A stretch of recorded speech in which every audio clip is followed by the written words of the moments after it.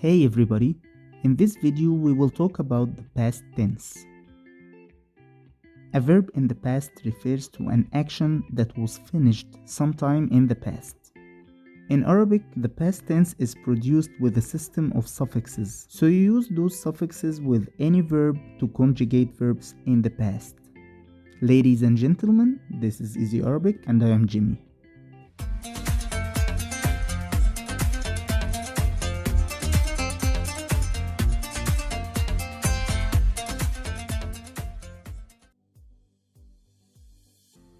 The root verb in Arabic is always in the past tense, like كتب, أكل, درس.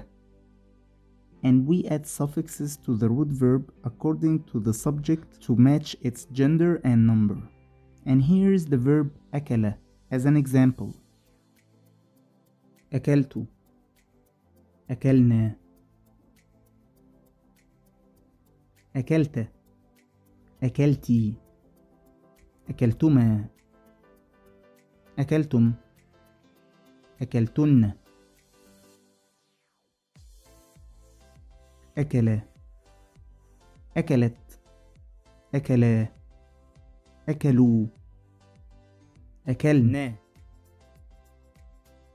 Note that the same suffixes are used to indicate the subject pronoun. I think you should watch the Arabic pronouns video to help you to better understand the lesson and all pronouns types.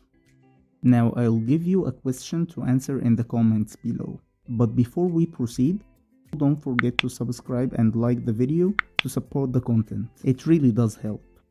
Now my question is, the verb درس, which means he studied.